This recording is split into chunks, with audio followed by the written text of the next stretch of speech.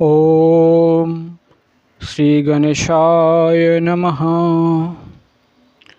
সংক্ষিপ্ত মহাভারত আদি পর্ব। জনমেজয়ের ভ্রাতাদের শাপ ও গুরু সেবার মাহাত্ম্য।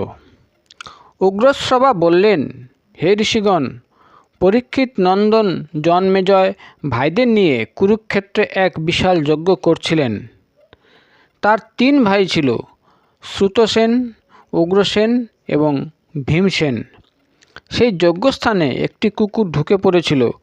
জনমেজয়ের ভাইয়েরা তাকে মারলে সে চেঁচিয়ে কাঁদতে কাঁদতে তার মায়ের কাছে গেলে তার মা তাকে জিজ্ঞাসা করল, বাবা, তুমি কাঁদছো কেন?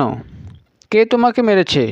কুকুরটি বলল, মা, আমাকে জনমেজয়ের ভাইয়েরা মেরেছে। মা বলল, তুমি কোনো অন্যায় করেছো বোধহয়? কুকুরটি বলল, মা, আমি হবিষ্য অন্যের দিকে যাইনি, আর কোনো কিছুতে মুখও দেইনি।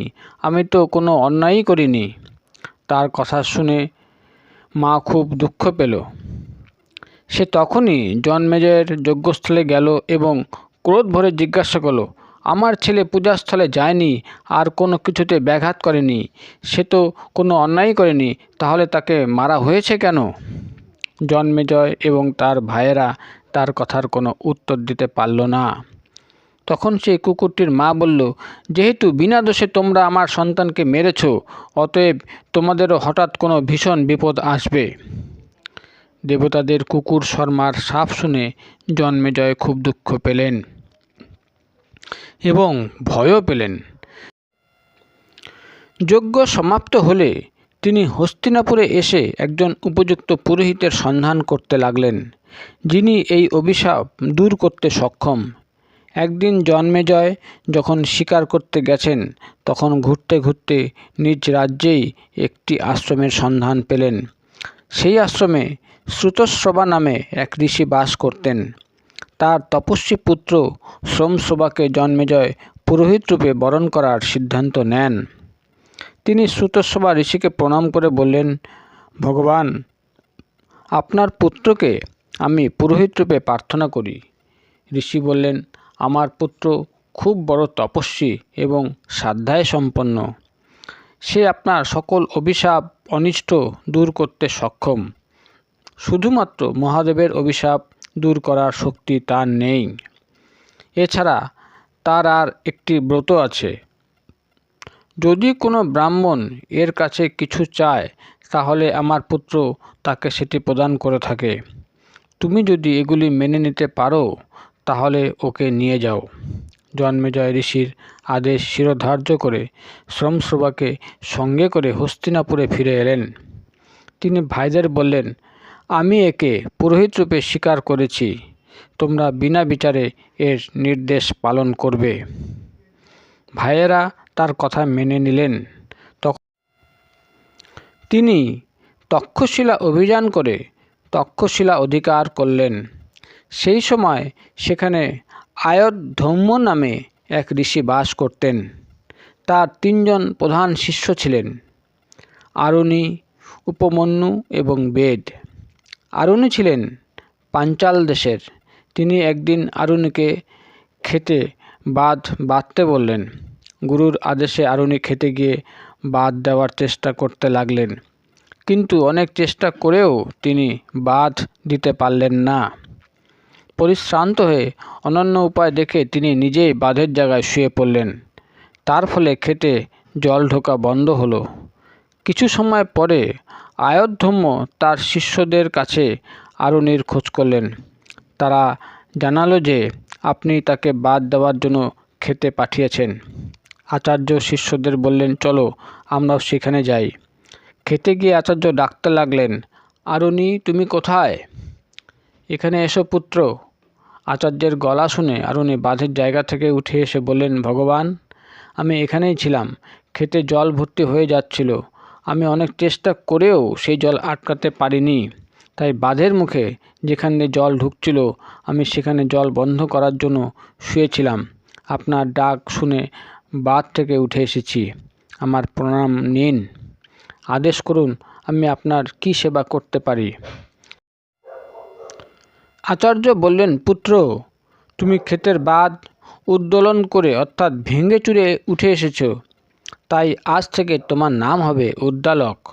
পরে কৃপা পরবশ হয়ে বললেন, পুত্র, তুমি আমার আদেশ পালন করেছ, তোমার মঙ্গল হোক।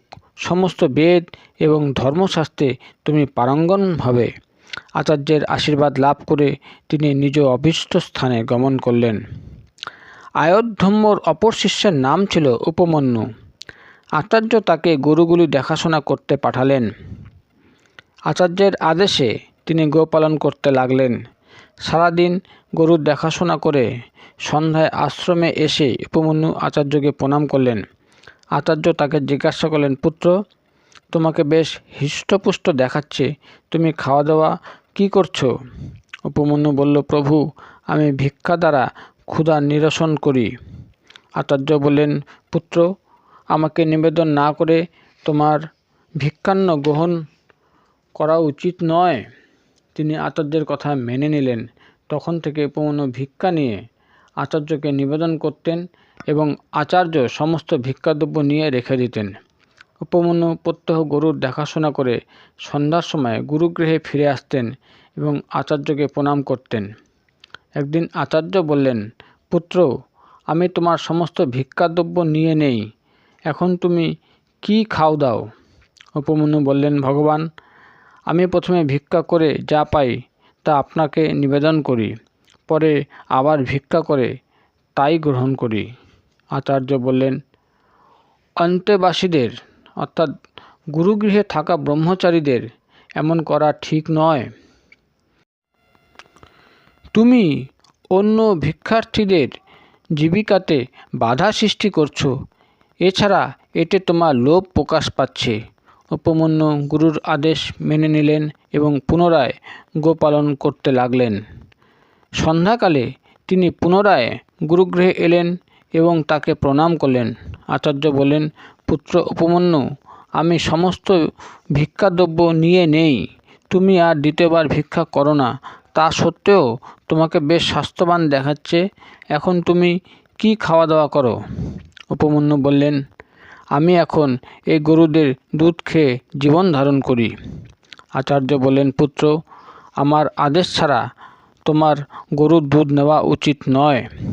উপমন্যু আচার্যের এই আদেশও মেনে নিলেন এবং প্রত্যহের ন্যায় সন্ধ্যায় গোপালন করে আচার্যের নিকট উপস্থিত হলেন এবং প্রণাম জানালেন। আচার্য জিজ্ঞাসা করলেন, পুত্র, তুমি আমার নির্দেশে ভিক্ষা তো দূরের কথা, দুধও খাও না, তাহলে এখন কি খাওয়া দাওয়া করো? উপমন্যু বললেন, প্রভু, গোবৎসেরা মায়ের দুধ খাওয়ার সময় তাদের মুখ থেকে যে ফেনা নিঃসৃত হয় তাই আমি পান করি। আচার্য বলেন, আহা, এই দয়ালু বাছুরেরা তোমার উপর কৃপা পরবশ হয়ে বেশি করে ফেনা নিঃসরণ করে। তুমি তো এইভাবে ওদের জীবন ধারণে বাধার সৃষ্টি করছো। তোমার ফেনা খাওয়া উচিত নয়। শিষ্য আচার্যের নির্দেশ শিরোধার্য করে নিলেন। এখন খাওয়ার সমস্ত পথ বন্ধ হয়ে যাওয়ায় উপমন্যু ক্ষুধায় ব্যাকুল হয়ে একদিন আখের পাতা খেয়ে নিলেন। সেই তীক্ষ্ণ, কটু, রুক্ষ, পচা রসযুক্ত পাতা খেয়ে খেয়ে তার চোখের জ্যোতি নষ্ট হয়ে গেল। অন্ধ হয়ে জঙ্গলে পথ হারিয়ে একদিন উপমন্যু কুয়োর মধ্যে পড়ে গেলেন। সূর্যাস্ত হয়ে গেল, তখনও উপমন্যু আশ্রমে ফিরে এলেন না দেখে আচার্য শিষ্যদের জিজ্ঞাসা করলেন, উপমন্যু আসেনি? শিষ্যরা উত্তর দিল, প্রভু, ও তো গরু চড়াতে গেছে। আচার্য বলেন, আমি উপমন্যুর খাওয়া দাওয়ার সমস্ত পথ বন্ধ করে দিয়েছি, তাই ও বোধহয় রাগ করেছে, এখনও আসেনি। চলো ওকে খুঁজে নিয়ে আসি। আচার্য শিষ্যদের নিয়ে বনে গেলেন এবং উচ্চস্বরে ডাকতে লাগলেন, উপমন্যু, তুমি কোথায়? পুত্র, এসো। আচার্যের গলার স্বর শুনে উপমন্যু চেঁচিয়ে বলেন, আমি এখানে কুয়োতে পড়ে গেছি। আচার্য জিজ্ঞাসা করলেন, তুমি কুয়োর মধ্যে পড়লে কি করে? উপমন্যু বললেন, আখের পাতা খেয়ে খেয়ে আমি অন্ধ হয়ে গিয়ে এই কুয়োয় পড়ে গেছি। আচার্য বললেন, তুমি দেবতাদের চিকিৎসক অশ্বিনী কুমারদ্বয়ের স্তুতি করো, তারা তোমার চোখ সারিয়ে দেবেন। উপমন্যু তখন বেদের মন্ত্র থেকে অশ্বিনী কুমারদ্বয়ের স্তুতি করতে লাগলেন। উপমন্যুর স্তুতিতে প্রসন্ন হয়ে অশ্বিনী কুমার দ্বয় তার কাছে এসে তাকে পরমান্ন দিয়ে বললেন, তুমি এটি খেয়ে নাও। উপমন্যু বললেন, দেববর, ঠিক আছে, কিন্তু আমি আচার্যকে নিবেদন না করে আপনাদের আদেশ পালন করতে পারছি না। অশ্বিনী কুমার দ্বয় বললেন, তোমার আচার্য আগে আমাদের বন্দনা করেছিলেন এবং আমরা তাকেও পরমান্ন দিয়েছিলাম। তিনি তো গুরুকে নিবেদন না করেই খেয়েছিলেন। অতএব তোমার আচার্য যা করেছিলেন তুমিও তাই করো। উপমন্যু বললেন, আমি হাত জোর করে বলছি, আমি আচার্যকে নিবেদন না করে পরমান্ন খেতে পারবো না। অশ্বিনী কুমার দ্বয় বললেন, তোমার গুরু ভক্তি দেখে আমি সন্তুষ্ট হয়েছি। তোমার দাঁত সোনার হবে, তোমার চোখ ভালো হয়ে যাবে এবং তোমার সর্বপ্রকার কল্যাণ হবে। অশ্বিনী কুমার দ্বয়ের নির্দেশ অনুসারে উপমন্যু আচার্যের কাছে গিয়ে তাকে সব কথা জানালেন। আচার্য প্রসন্ন হয়ে বললেন, অশ্বিনী কুমার দ্বয়ের কথা অনুযায়ী তোমার কল্যাণ হবে এবং সমস্ত বেদ ও ধর্মশাস্ত্র তোমার স্মৃতিতে সতই স্ফুরিত হবে। আয়োধ্যম্যর তৃতীয় শিষ্যের নাম বেদ। আচার্য তাকে বললেন, পুত্র, তুমি কিছুদিন আমার কাছে থাকো, সেবা শুশ্রূষা করো, তোমার কল্যাণ হবে। তিনি বহুদিন সেখানে থেকে গুরু সেবা করলেন। আচার্য প্রত্যেক দিন তার কাঁধে বলদের মতো ভার চাপিয়ে দিতেন আর বেদ প্রত্যহ শীত, গ্রীষ্ম, ক্ষুধা, তৃষ্ণা সহ্য করে তার সেবা করতেন। কখনো আচার্যের আদেশ লঙ্ঘন করেননি। বহুদিন এরকম কষ্ট করায় আচার্য প্রসন্ন হয়ে তাকে কল্যাণকারী ও সর্বজ্ঞ হওয়ার বর প্রদান করেন। ব্রহ্মচর্য আশ্রম থেকে তিনি গৃহস্থ আশ্রমে ফিরে এলেন। বেদেরও 3 জন শিষ্য ছিল, কিন্তু তিনি কখনো তাদের কোনো কাজ বা গুরু সেবার জন্য আদেশ করতেন না, কেননা তিনি গুরুগৃহের দুঃখগুলি জানতেন, তাই শিষ্যদের দুঃখ দিতে চাইতেন না। রাজা জন্মেজয় এবং পৌষ্য একবার আচার্য বেদকে পুরোহিত রূপে বরণ করেন। বেদ তখন পুরোহিত কর্মের জন্য কোথাও যেতেন, তখন তিনি তার শিষ্য উতঙ্গকে ঘরের দেখাশোনার জন্য রেখে যেতেন। একবার আচার্য বেদ ঘরে ফিরে তার শিষ্য উতঙ্গের সদাচার পালনের অনেক প্রশংসা শুনতে পেলেন। তিনি বলেন, পুত্র, তুমি ধর্মপথে ধীর থেকে আমায় পর্যাপ্ত সেবা করেছ। আমি তোমার কাজে প্রসন্ন হয়েছি, তোমার সকল কামনা পূর্ণ হবে। এখন তুমি নিত্য কর্মে মন দাও। উতঙ্গ জিজ্ঞাসা করলেন, আচার্য, আমি আপনার কোনো প্রিয় জিনিস আপনাকে দিতে চাই। আচার্য প্রথমে নিতে রাজি ছিলেন না, পরে বললেন, তোমার গুরুমাকে জিজ্ঞাসা করো। উতঙ্গ তখন গুরুমায়ের কাছে গেলেন। তিনি বললেন, তুমি রাজা পৌষ্যের কাছে গিয়ে তার রানীর কানের কুণ্ডল চেয়ে আনো। আমি 4 দিন পরে যে ব্রাহ্মণ ভোজন করাবো সেদিন সেটি পরে খাদ্য পরিবেশন করব। তুমি যদি এটি পারো তাহলেই তোমার কল্যাণ হবে, নচেত নয়। উতঙ্গ সেখান থেকে গিয়ে দেখলেন একজন খুব লম্বা চওড়া ব্যক্তি এক বিশাল বলদের উপর বসে আছে। সে উতঙ্গকে ডেকে বলল, তুমি এই বলদের গোবর খেয়ে নাও। উতঙ্গ তাতে রাজি না হওয়ায় সে বলল, উতঙ্গ, তোমার আচার্য এটি আগে খেয়েছেন, অত চিন্তা করো না, খেয়ে নাও। উতঙ্গ বলদের গোবর এবং মূত্র খেয়ে তাড়াতাড়ি করে মুখ ধুয়েই সেখান থেকে রওনা দিলেন। উতঙ্গ রাজা পোষ্যের কাছে গিয়ে তাকে আশীর্বাদ জানিয়ে বললেন, আমি আপনার কাছ থেকে কিছু নিতে এসেছি। পোষ্য উতঙ্গের মনোবাসনা জেনে তাকে অন্তঃপুরে রানীর কাছে পাঠিয়ে দিলেন। কিন্তু রানী মহলে গিয়ে উতঙ্গ রানীকে কোথাও খুঁজে পেলেন না। তিনি ফিরে এসে রাজাকে কথা জানালে রাজা বললেন, আমার রানী অত্যন্ত পতিব্রতা, কোনো মিথ্যাচারী অপবিত্র মানুষের পক্ষে তার সাক্ষাৎ লাভ সম্ভব নয়। উতঙ্গ তখন স্মরণ করে বললেন, ঠিক তো, আমি পথে আসতে আসতে কিছু খেয়েছিলাম। পোষ্য বলেন, পথ চলাকালীন খাওয়া নিষিদ্ধ, অতএব আপনি অপবিত্র, তখন উত্তঙ্ক পূর্বমুখী হয়ে হাত পা মুখ ধুয়ে 3 বার সম্যকভাবে আচমন করে 2 বার ভালো করে মুখ ধুলেন। তারপর তিনি অন্তঃপুরে গেলেন, রানীর সাক্ষাৎ লাভ করলেন। রানী উত্তঙ্ককে সৎ পাত্র বুঝে তার কর্ণের কুণ্ডল দান করলেন এবং সতর্ক করে দিলেন যে এই কুণ্ডল নাগরাজ তক্ষকেরও খুব পছন্দ। তক্ষক যেন উত্তঙ্কের অসাবধানতার সুযোগে এটি নিয়ে না যায়। পথ চলতে চলতে উত্তঙ্ক লক্ষ্য করলেন এক নগ্ন সন্ন্যাসী তার পিছন পিছন আসছে। সে কখনো দৃশ্যমান আবার কখনো অদৃশ্য হয়ে যাচ্ছে। উত্তঙ্ক একবার কুণ্ডলটি রেখে জল খেতে গেলে সন্ন্যাসী কুণ্ডলটি নিয়ে অদৃশ্য হয়ে গেল। নাগরাজ তক্ষকই সন্ন্যাসীর বেশ ধারণ করে এসেছিল। উত্তঙ্ক ইন্দ্রের বজ্রের সাহায্যে নাগলোকে পৌঁছলেন। তখন ভীত সন্ত্রস্ত হয়ে তক্ষক তাকে কর্ণের কুণ্ডল ফেরত দিলেন। উত্তঙ্ক ঠিক সময় মতো গুরুপত্নীর কাছে গিয়ে তাকে কর্ণের কুণ্ডল প্রদান করলেন। তারপর আচার্যের আদেশ নিয়ে হস্তিনাপুরে ফিরে এলেন। তিনি তক্ষকের উপর খুব রেগে গিয়ে প্রতিশোধ নিতে চাইছিলেন। সেই সময় জন্মেজয় তক্ষশিলা জয় করে ফিরে এসেছিলেন। উত্তঙ্ক বললেন, মহারাজ, তক্ষক আপনার পিতাকে দংশন করেছিল। আপনি তার প্রতিশোধ নেওয়ার জন্য যজ্ঞ শুরু করুন।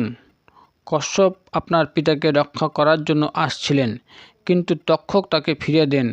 আপনি এবার সর্পযজ্ঞ করুন আর তার জ্বলন্ত অগ্নিতে সেই পাপীকে ভস্ম করে দিন। এই দুরাত্মা আমারও কম ক্ষতি করেনি। আপনি সর্পযজ্ঞ করলে আপনার পিতার মৃত্যুর প্রতিশোধ নেওয়া হবে এবং আমিও প্রসন্ন হব। সর্পের জন্ম বৃত্তান্ত। শ্রী শৌনক জিজ্ঞাসা করলেন, সূতনন্দন উগ্রশ্রবা, আপনি আমাকে আস্তিক ঋষির কথা বলুন, যিনি জনমেজয়ের সর্পযজ্ঞে নাগরাজ তক্ষককে রক্ষা করেছিলেন। আপনার মুখনিসৃত ভাষা অত্যন্ত মধুর এবং শ্রুতিনন্দন। আপনি আপনার পিতার উপযুক্ত পুত্র, তার মতো করে আমাদের সব বুঝিয়ে বলুন। উগ্রশ্রবা বললেন, আয়ুষ্মান, আমি আমার পিতার কাছে আস্তিকের কথা শুনেছি, আপনাদের সেই কথাই বলছি। সত্যযুগে প্রজাপতি দক্ষের 2টি কন্যা ছিল। তাদের নাম কদ্রু ও বিনতা। কাশ্যপ ঋষির সঙ্গে তাদের বিবাহ হয়। কাশ্যপ পত্নীদের উপর সন্তুষ্ট হয়ে বললেন, তোমরা যা চাও বলো। কদ্রু বললেন, আমার যেন 1000 তেজস্বী নাগ পুত্র হয়। বিনতা বললেন, তেজস্বিতা, বল ও বিক্রমে কদ্রুর পুত্রদের চেয়ে শ্রেষ্ঠ আমার যেন 2টি পুত্র হয়। কাশ্যপ বললেন, তাই হবে। দুজনেই খুব খুশি হলেন। গর্ভাবস্থায় সাবধানে থাকতে বলে কাশ্যপ ঋষি বনগমন করলেন। যথাসময়ে কদ্রু 1000 এবং বিনতা 2টি ডিম্বকোষ প্রসব করলেন। ধাত্রীরা সেগুলি উষ্ণ পাত্রে যত্ন করে রাখল। 500 বৎসর পূর্ণ হলে কদ্রুর 1000 পুত্র জন্ম নিল, কিন্তু বিনতার পুত্র ডিম্বকোষ থেকে বার হলো না। বিনতা অসহিষ্ণু হয়ে একটি ডিম হাত দিয়ে ভেঙে ফেললেন। সেই ডিমটিতে শিশুর অর্ধ শরীর পরিপুষ্ট হলেও নিচের অর্ধাংশ পুষ্ট হয়নি। নবজাত শিশু ক্রোধ পরবশ হয়ে মাকে অভিশাপ দিল, মা, তুমি লোভবশত আমার অর্ধপুষ্ট শরীরকে ডিম থেকে বার করেছ। তাই তুমি 500 বৎসর ধরে তোমার সতীনের, যাকে তুমি হিংসা করো, তার দাসী হয়ে থাকবে। যদি তুমি আমার মতো অন্য ডিমটি ভেঙে ওই শিশুটির অঙ্গহীন বা বিকলাঙ্গ না করো, তাহলে সেই তোমাকে এই অভিশাপ থেকে মুক্ত করবে। তোমার যদি এমন আশা থাকে যে তোমার অন্য পুত্রটি বলশালী হোক, তাহলে তুমি ধৈর্য সহকারে 500 বৎসর প্রতীক্ষা করে থাকো। এই অভিশাপ দিয়ে সেই শিশু আকাশে চলে গেল এবং সূর্যের সারথি হলো। প্রাতকালে রক্তবর্ণ তারই ছটা, তার নাম হলো অরুণ। একদিন কদ্রু ও বিনতা 2 বোন একত্রে ভবনে বেরিয়ে উচ্চশ্রবা নামে এক ঘোড়া দেখতে পেলেন। এই অশ্বরত্ন সমুদ্রে অমৃত মন্থনে উৎপন্ন হয়েছিল এবং সমস্ত অশ্বের মধ্যে শ্রেষ্ঠ, বলবান, বিজয়ী, সুন্দর, অজর, দিব্য এবং সর্বসুলক্ষণা যুক্ত ছিল, তাকে দেখে দুই বোন নিজেদের মধ্যে আলোচনা করতে লাগলেন। শ্রী শৌনক জিজ্ঞাসা করলেন, সুতনন্দন, দেবতারা অমৃত মন্থন কোথায় এবং কেন করেছিলেন? উচ্চশ্রবা অমৃত মন্থনে কীভাবে উৎপন্ন হলো? উগ্রশ্রবা মহর্ষি শৌনকের এই প্রশ্ন শুনে তাকে অমৃত মন্থনের কথা বর্ণনা করতে শুরু করলেন। এর পরের পর্বে সমুদ্র মন্থন এবং অমৃত প্রাপ্তি